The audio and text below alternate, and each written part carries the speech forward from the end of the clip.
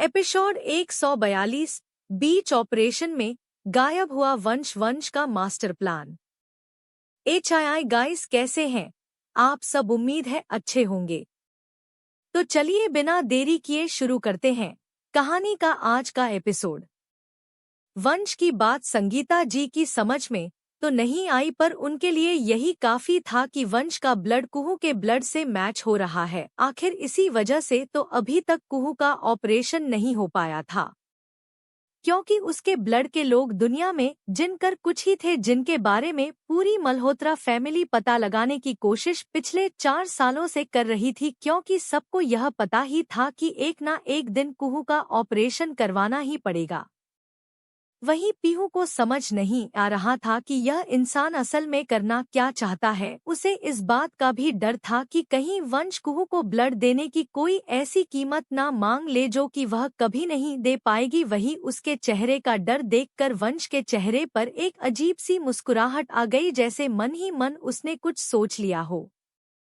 कुछ देर बाद डॉक्टर के केबिन में अक्षय, वंश, पीहू, संगीता जी, वसुधा जी और डॉक्टर मौजूद थे। डॉक्टर ने कुहू की फाइल को पढ़ाते हुए कहा, मिस्टर मल्होत्रा, जैसा कि मैं आपसे कहा था, हमें जितनी जल्दी हो सके आपकी बेटी का ऑपरेशन करना होगा, और अब जब हमारे पास 2 डोनर है तो हमें ऑपरेशन करने में देरी नहीं करनी चाहिए। डॉक्टर की बात सुनकर अक्षय ने वंश की तरफ देखते हुए कहा, ठीक है डॉक्टर। कुछ देर बाद कुहू के साइड के एक वार्ड में अक्षय और वंश बैठे हुए थे। अक्षय ने बाजू की तरफ देखते हुए कहा, मैं आपसे फिर से पूछ रहा हूँ मिस्टर राठौर, आपको मेरी बेटी को ब्लड देने की बदले में क्या चाहिए? अक्षय की बात पर वंश ने मुस्कुराते हुए कहा, मैंने कहा ना मिस्टर मल्होत्रा, एक छोटी सी बच्ची की जान बचाने के लिए अगर मेरा ब्लड जरूरी है तो मुझे उसके बदले में कुछ नहीं चाहिए। मैं इतना भी क्रूएल इंसान नहीं हूँ कि किसी की जान बचाने के बदले पैसे या फिर किसी और चीज की डिमांड करो। भगवान ने जितने पैसे मुझे दिए हो उतने मेरे लिए काफी है, और मैं आपसे कहा ना, अगर मेरी 7 पुश्ते भी इन्हें खर्च करेंगे तो भी मेरे पैसे खत्म नहीं होने वाले, तो फिर और कमा के क्या करूं? वंश की बात सुनकर अक्षय के चेहरे पर एक सुकून भरी मुस्कुराहट आ गई। आखिर फाइनली उसकी बेटी ठीक होने वाली थी। कुछ देर बाद ऑपरेशन की सारी तैयारी कर ली गई थी। पूरा मल्होत्रा परिवार यहाँ पर मौजूद था। राठौर परिवार भी यहाँ पर मौजूद था, क्योंकि कियान यहाँ से जाने के लिए तैयार नहीं था, जिस वजह से उसके मम्मी पापा भी उसके साथ यहीं पर मौजूद थे। कियान बिना पलके झपकाए उस वार्ड की तरफ देख रहा था जहां पर नन्ही सी कुहू एडमिट थी। उसकी छोटी छोटी आंखें, जो हमेशा समुद्र की तरह शांत दिखाई देती थी, आज उनमें बेचैनी, डर दिखाई दे रहा था। उसकी नीली आंखों में हमेशा एटीट्यूड रहता था, पर आज उनमें उदासी, नमी नजर आ रही थी। ऑपरेशन की पूरी तैयारी हो चुकी थी। एक वार्ड में काव्य बेहोश लेटी हुई थी। अक्षय ने काव्य को कुछ देर पहले जबरदस्ती प्रोटीन वाला खाना खिला दिया था, ताकि ब्लड डोनेट करते हुए काव्य को कोई कमजोरी महसूस ना हो। काव्य चाहकर भी अक्षय को रोक नहीं पा रही थी। करीब 2 घंटे के बाद डॉक्टर ने अक्षय की तरफ देखते हुए कहा, मिस्टर मल्होत्रा, ऑपरेशन की सारी तैयारियां हो चुकी है, हमारे सर्जन्स भी रेडी है। अब बस हमें ब्लड की कोई कमी नहीं होनी चाहिए, और हम अपनी तरफ से पूरी कोशिश करेंगे कि हम इस ऑपरेशन को 100% सक्सेसफुल बना सके। वैसे पेशेंट काफी स्ट्रॉन्ग है, जिस वजह से ज्यादा प्रॉब्लम तो नहीं होगी, पर बाकी सब कुछ भगवान के ऊपर है, हम सिर्फ कोशिश कर सकते हैं। कुछ देर बाद अंदर डॉक्टर और सर्जन कुहू का ऑपरेशन स्टार्ट कर चुके थे, और बाहर बैठी पीहू अपनी आंसू भरी आंखों से ऑपरेशन थिएटर को देख रही थी। अंदर उसकी 5 साल की छोटी सी कुहू जिंदगी और मौत के बीच में जूझ रही थी, और पीहू चाहकर भी कुछ नहीं कर सकती थी। बाकी मल्होत्रा परिवार के लोगों की भी हालत उसकी तरह ही थी। वही काव्य का ब्लड निकलकर लगातार ऑपरेशन थिएटर के अंदर भेजा जा रहा था। अक्षय चाहता था कि पहले काव्य के ब्लड का इस्तेमाल किया जाए, उसके बाद वंश का ब्लड इस्तेमाल किया जाए। ऑपरेशन चलते चलते 1 घंटा हो चुका था। तभी नर्स काव्य के वार्ड से बाहर आई। उसने अक्षय की तरफ देखते हुए कहा, सर उनका ब्लड कहीं निकाल लिया गया है। अब हम उनका और ब्लड नहीं निकाल सकते। अब आप दूसरे पेशेंट को बुलाएं जिनका ब्लड हम निकल सकते हैं। नर्स की बात सुनकर अक्षय ने अपने असिस्टेंट को फोन करते हुए कहा, मिस्टर वंश को उनके वार्ड से लेकर आओ। वंश हॉस्पिटल के 4th फ्लोर जहां पर वो विप पेशेंट के परिवार वालों के लिए कमरे बनाए गए थे वहां पर रुका हुआ था। अक्षय का फोन रखने के बाद उसका असिस्टेंट राघव उसे कमरे में गया जिस कमरे में कुछ देर पहले वह वंश को छोड़कर आया था, ताकि वंश थोड़ी देर आराम कर सके। जैसे ही उसने कमरे का दरवाजा खोल अंदर उसे कोई नहीं दिखाई दिया। यह देखकर राघव कमरे के अंदर गया। अंदर ना ही वंश का असिस्टेंट था ना ही वंश। राघव ने बाथरूम में देखा, बालकनी में देखा, हर जगह पर देखा पर उसे कोई नजर नहीं आ रहा था। अब डर के मारे राघव के माथे पर पसीना आ रहा था। उसने जल्दी से अपना मोबाइल निकालकर कांपते हाथों से वंश के नंबर पर फोन किया, पर दूसरी तरफ से किसी ने फोन नहीं उठाया। यह देखकर राघव की हालत और ज्यादा खराब होने लगी। राघव ने काफी मुश्किल से अक्षय को कॉल किया। अक्षय जो कि इस वक्त के ऑपरेशन थिएटर के बाहर बैठा हुआ था, राघव का कॉल देखकर उसने जल्दी से कॉल उठाते हुए कहा, तुम जितनी जल्दी हो सके वंश को यहाँ लेकर आओ, कुहू को ब्लड की जरूरत है। अक्षय की बात सुनकर राघव ने डरते डरते कहा, सर मिस्टर वंश अपने कमरे में नहीं है और ना ही उनका कॉल लग रहा है। राघव की बात सुनकर अक्षय ने फोन पर चिल्लाते हुए कहा, क्या बकवास कर रहे हो? वंश कहाँ जा सकता है इस वक्त, जबकि वह अच्छे से जानता है कि कुहू का ऑपरेशन स्टार्ट हो चुका है और कुछ देर बाद उसे ब्लड डोनेट करना है। वह इस तरह से कहाँ चला गया और तुम सब कहाँ थे कमीनों? अक्षय का दिमाग इस वक्त पूरी तरह से खराब हो चुका था, क्योंकि अंदर उसकी बेटी का ऑपरेशन चल रहा था और यहाँ पर जिस इंसान के ब्लड की जरूरत उसे पड़ने वाली थी उस इंसान का कुछ पता नहीं था।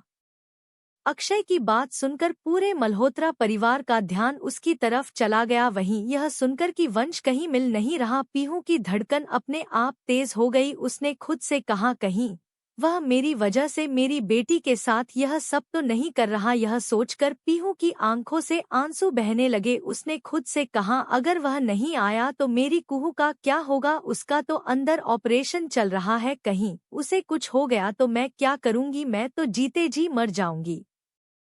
अक्षय को गुस्से से चिल्लाता देखकर राघव ने डरते डरते कहा, सर हमने तो उन्हें यहीं पर रखा था और हॉस्पिटल के बाहर हमारे सारे बॉडीगार्ड्स मौजूद हैं। मुझे किसी ने नहीं बताया कि मिस्टर वंश हॉस्पिटल से बाहर जा रहे हैं।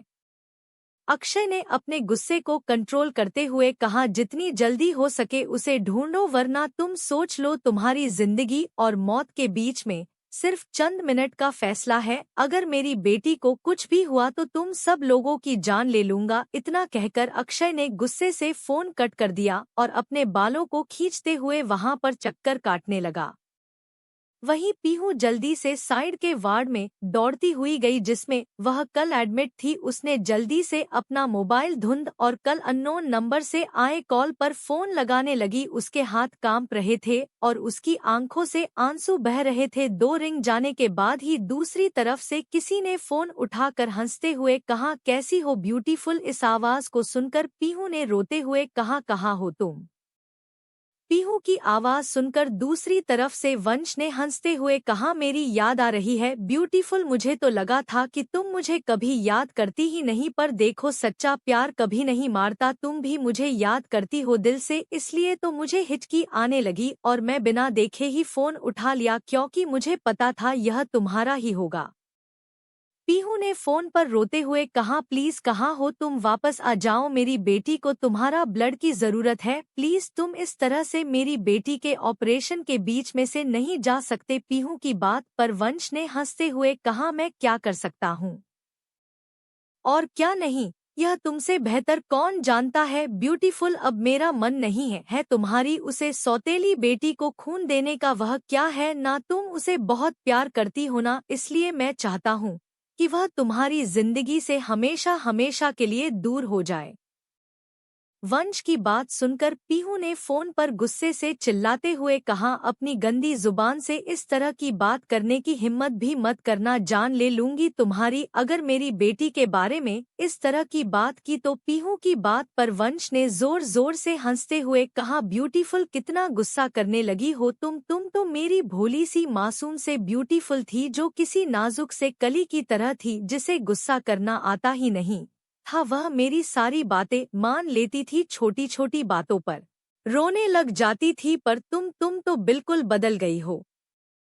वंश की बात पर पीहू ने चिल्लाते हुए कहा, प्लीज तुम कहाँ हो, बताओ मुझे। पीहू की बात सुनकर वंश ने हंसते हुए कहा, मैं कहाँ हूँ यह जानने से पहले यह जान लो कि तुम्हारी बेटी को ब्लड देने के बदले मुझे क्या चाहिए। वंश की बात सुनकर पीहू अपनी जगह पर मूर्ति की तरह खड़ी हो गई, वहीं उसके हाथ कांप रहे थे। उसमें खुद से कहा, आखिरी इंसान चाहता क्या है।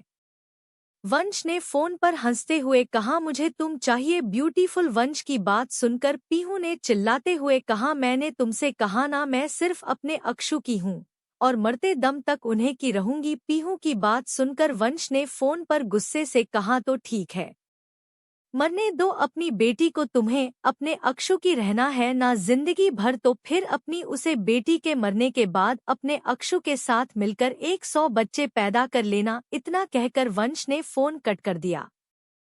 वंश को फोन कटता देखकर पीहू ने घबराते हुए उसे फिर से फोन करने की कोशिश की, पर वंश को नहीं उठा रहा था। यह देखकर पीहू की आंखों से तेजी से आंसू बहने लगे। उसने रोते हुए कहा, नहीं, मेरी कुहू को कुछ नहीं हो सकता। वही अक्षय गुस्से से अपने सभी बॉडीगार्ड्स और अपने आदमियों पर चिल्ला रहा था। उसे समझ नहीं आ रहा था कि उसे करना क्या चाहिए। अंदर उसकी छोटी सी बेटी जिंदगी और मौत से लड़ रही थी और उसका पापा इस वक्त इतना बेसहारा था कि चाह कर भी कुछ नहीं कर सकता था। अक्षय ने गुस्से से कहा, मुझे किसी भी कीमत पर वंश राठौर 5 मिनट के अंदर अंदर मेरे सामने चाहिए। उसे जमीन का गई या फिर आसमान निगल गया, कुछ भी करो पर उसे ढूंढो। मेरी बेटी को कुछ भी हुआ तो तुम सब लोगों की जिंदगी ले लूंगा। अक्षय ने इतना कहा ही था कि ऑपरेशन थिएटर से एक नर्स दौड़ती हुई बाहर आई। नर्स ने हंसते हुए कहा, सर बस लास्ट खून की बोतल बची है, हमें जितनी जल्दी हो सके खून का इंतजाम करना होगा। ऑपरेशन के बीच में अगर कोई भी रुकावट आई तो पेशेंट की जिंदगी को खतरा हो सकता है। नर्स की बात सुनकर अक्षय ने उसकी तरफ गुस्से भरी नजरों से देखते हुए कहा, मेरी बेटी को कुछ नहीं होगा। वह अक्षय मल्होत्रा की बेटी है, वह एक वॉरियर है। अक्षय की बात सुनकर नर्स ने कुछ नहीं कहा और अंदर चली गई। अक्षय अपने हर कांटेक्ट का उसे करके वंश को ढूंढने की कोशिश कर रहा था, पर वंश कहाँ है किसी को पता नहीं चल रहा था। अक्षय का दिल कर रहा था कि वह वंश को जान से मार दे।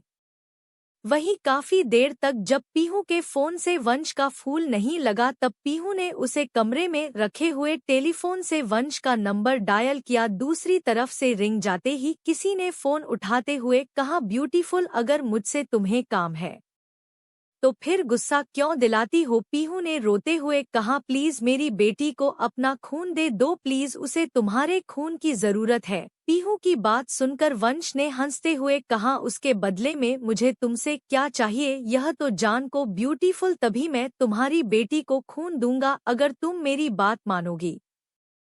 वंश की बात सुनकर पीहू ने अपनी आंखें बंद करते हुए कहा, क्या चाहिए तुम्हें। दूसरी तरफ से वंश ने मुस्कुराते हुए कुछ कहा, जिसे सुनकर पीहू के हाथ से उसका टेलीफोन नीचे गिर गया और वह अपनी जगह पर किसी मूर्ति की तरह खड़ी हो गई। उसके कानों में बार बार वंश के शब्द गूंज रहे थे और उसकी आंखों से लगातार आंसू बह रहे थे। एपिसोड 143 अपनी बेटी की जान बचाई है तो डिवोर्स पेपर पे सिंग करो। HII गाइस, कैसे हैं आप सब, उम्मीद है अच्छे होंगे। तो चलिए बिना देरी किए शुरू करते हैं कहानी का आज का एपिसोड। टेलीफोन पीहू के हाथ से छूटकर नीचे गिर गया था। उसके कानों में बार बार वंश के शब्द पड़ रहे थे। उसने अपने कान को थपथपाते हुए कहा, नहीं, मैंने गलत सुना है। उसने फिर से नीचे गिरा हुआ टेलीफोन उठाया, पर तब तक कॉल कर चुका था। पीहू ने अपने बालों को खींचते हुए कहा, मेरी जिंदगी में ही ऐसा क्यों होता है, सारे विलन भगवान ने सिर्फ मेरी लाइफ में क्यों भेज दिए। पीहू की आंखों से लगातार आंसू बह रहे थे। तभी उसका फोन जो नीचे पड़ा हुआ था उसे पर किसी का कॉल आया। पीहू ने जल्दी से फोन उठाकर देखा तो उसे पर वंश का नंबर शो हो रहा था। पीहू ने जल्दी से फोन उठाया। दूसरी तरफ से वंश की आवाज आई, अगर अपनी बेटी की जान बचाना चाहती हो तो चुपचाप सेकंड फ्लोर पर आ जाओ। इतना कहकर कॉल कट हो गया। पीहू बिना कुछ सोचे समझे अपना मोबाइल उठाकर जल्दी से उसे रूम से बाहर सेकंड फ्लोर पर आ गई। सेकंड फ्लोर पर आने के बाद उसे समझ नहीं आ रहा था कि उसे जाना क्या चाहिए, क्योंकि सेकंड फ्लोर पर नॉर्मल पेशेंट होते थे और चारों तरफ नॉर्मल पेशेंट के परिवार वाले ही उसे नजर आ रहे थे या फिर मेडिकल स्टाफ। उसे समझ नहीं आ रहा था। तभी फिर से उसका मोबाइल बजा। मोबाइल पर फिर से वंश का नाम फ्लैश हो रहा था। पीहू ने फिर से फोन उठाया। वंश ने कहा, अब सीधा डॉक्टर के केबिन में आ जाओ। पीहू सीधा डॉक्टर के केबिन में आई। उसे समझ नहीं आ रहा था कि वंश उसे बुला कर रहा है। डॉक्टर के केबिन में पहुंचकर पीहू ने चारों तरफ देखा। उसे डॉक्टर या नर्स कोई भी वहां पर नजर नहीं आया। तभी फिर से उसका मोबाइल बज। उसने मोबाइल पर फ्लैश हो रहे हैं नाम को देखा और फिर से फोन उठा लिया। वंश ने कहा, अब केबिन से अटैच वॉशरूम में आ जाओ। वॉशरूम का नाम सुनकर पीहू ने डरते डरते कहा, मैं वहां क्यों आऊं? वंश ने हंसते हुए कहा, ब्यूटीफुल डरो मत, जितना कह रहा हूं उतना करो वरना तुम्हारी बेटी। इतना कहकर वह हंसने लगा। पीहू डरते डरते वॉशरूम में गई। जैसे ही वह वॉशरूम में कहीं फिर से मोबाइल बस। पीहू ने फोन उठाया। दूसरी तरफ से वंश ने कहा, वॉशरूम के बगल में लगे आईने को ध्यान से देखो, तुम्हें नजर आएगा कि वह एक सीक्रेट कैमरा है। पीहू ने उसे आईने को ध्यान से देखा तो सच में उसे आईना काफी अजीब लगा। वंश ने कहा, वहां पर एक बटन जैसी दिखाई दे रही है, उसे दबाव। पीहू ने उसे बटन को दबाया और आईना साइड हटकर एक दरवाजा खुला। इस तरह से हॉस्पिटल के अंदर वॉशरूम के अंदर एक सीक्रेट रूम देखकर पीहू को समझ नहीं आ रहा था कि उसे क्या करना चाहिए। उसे डर भी लग रहा था पर उसे किसी भी कीमत पर अपनी बेटी की जान बचानी थी। उसने गहरी सांस ली और अपने कदम अंदर की तरफ बढ़ा दिए। जैसे ही पीहू ने अंदर कदम रखा उसका ध्यान एक बड़े से कमरे की तरफ गया जो काफी खूबसूरती से डेकोरेट किया गया था। पीहू ने उसे कमरे के चारों तरफ देखा फिर भी उसे कहीं वंश दिखाई नहीं दिया। पीहू ने चिल्लाते हुए कहा, वंश कहाँ हो तुम? पीहू ने इतना कहा ही था कि तभी उसे एक आवाज सुनाई दी, मैं यहाँ हूँ ब्यूटीफुल। पीहू ने पलट कर देखा तो वह उसके पीछे खड़ा था। वंश को अपने पीछे देखकर पीहू एक पल के लिए डर गई। वंश ने अपना चेहरा पीहू के गर्दन के करीब ले जाकर उसके कान में धीरे से कहा, ब्यूटीफुल तुम चाहती हो ना कि मैं तुम्हारी बेटी की जान बचाऊं? तो चलो एक सौदा करते हैं। वंश को अपने देने नजदीक देखकर पीहू जल्दी से उसे दूर हो गई। वहीं पीहू को खुद से दूर जाता देख वंश ने मुस्कुराते हुए कहा, ब्यूटीफुल सौदा करना नहीं चाहोगी?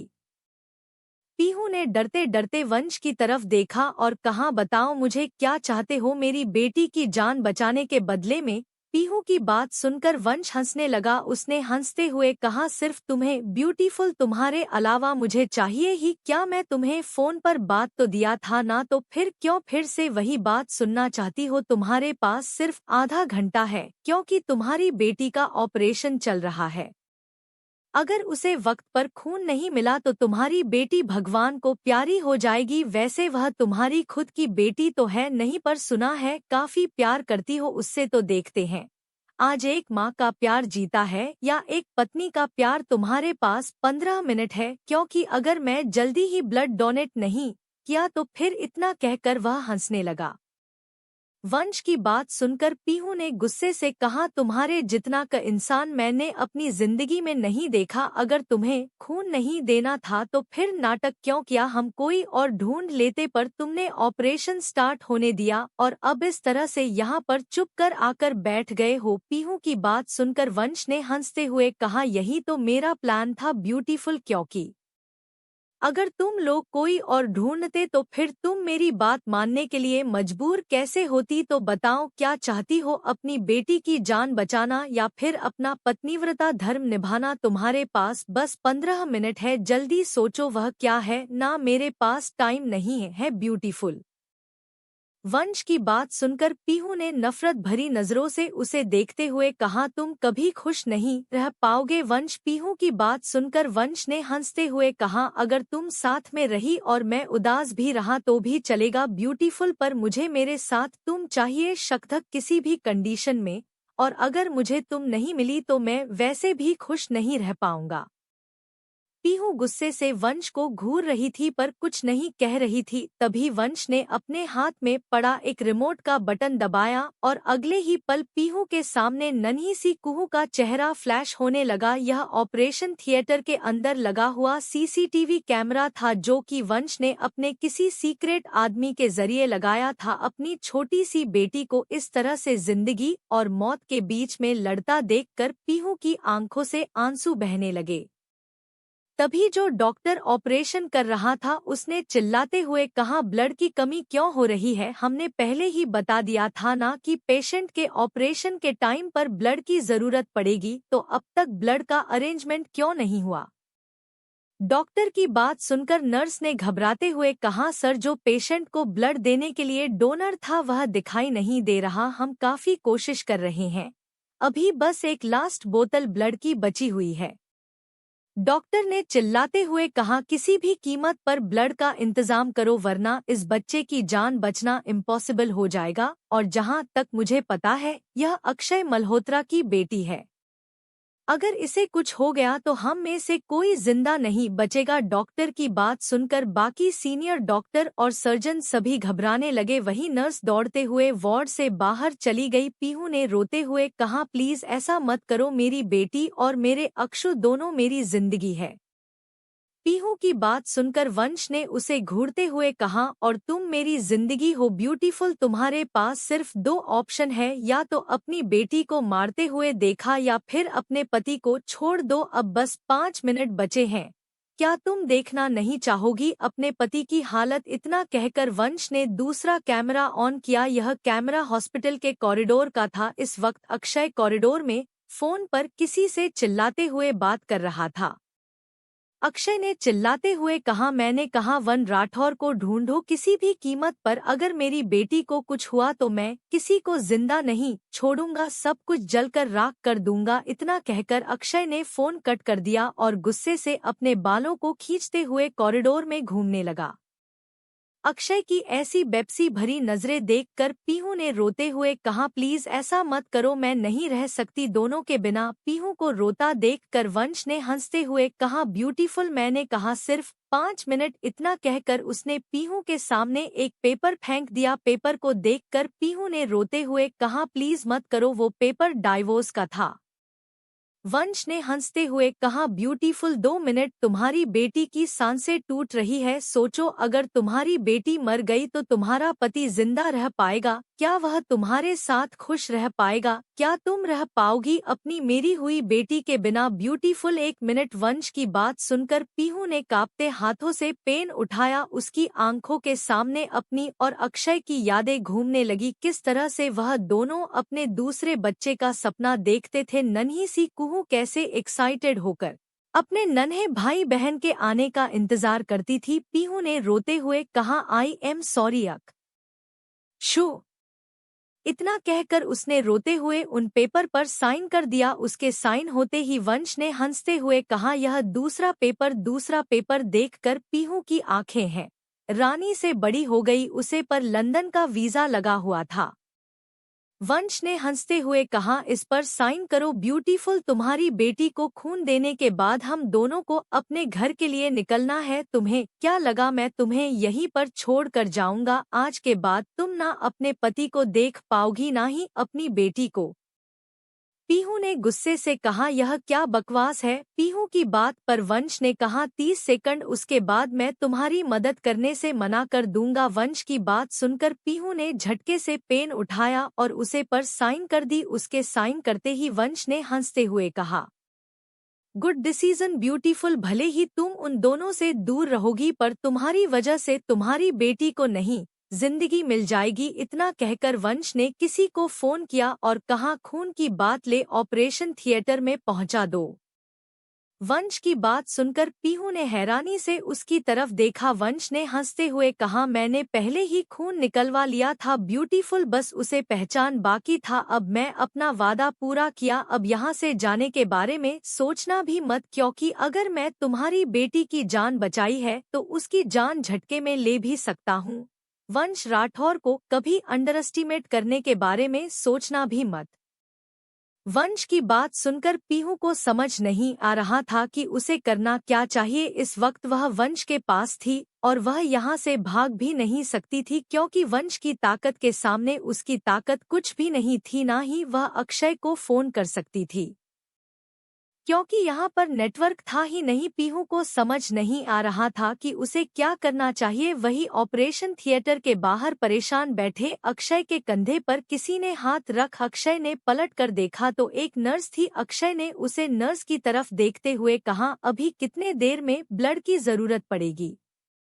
नर्स ने मुस्कुराते हुए कहा, मिस्टर मल्होत्रा, टेंशन लेने की जरूरत नहीं है। मिस्टर राठौर ने अपना ब्लड पहले ही भेज दिया है। उन्हें किसी इम्पोर्टेंट कम से कहीं जाना था, जिस वजह से उन्होंने अपना ब्लड पहले ही दे दिया था। हम लोगों को बस इस बार में पता नहीं था। थोड़ी देर पहले उन्होंने कॉल करके बताया और ऑपरेशन सक्सेसफुल हो चुका है। डॉक्टर थोड़ी देर में बाहर आते ही होंगे। नर्स की बात सुनकर अक्षय, जिसका चेहरा अभी तक होपलेस था, उसके चेहरे पर एक सुकून भरी मुस्कुराहट आ गई। उसने कस के अपनी आंखें बंद की। फाइनली उसकी छोटी सी बेटी का ऑपरेशन कंप्लीट हो गया था। अक्षय ने मन ही मन कहा, थैंक यू सो मच वंश राठौर। अपनी आंखें खोलने के बाद अक्षय ने चारों तरफ देखा। मल्होत्रा फैमिली के सभी लोग काफी खुश नजर आ रहे थे। उसने चारों तरफ पीहू को देखने की कोशिश की, पर उसे पीहू कहीं दिखाई नहीं दे रही थी। उसने खुद से कहा, पीहू कहाँ चली गई?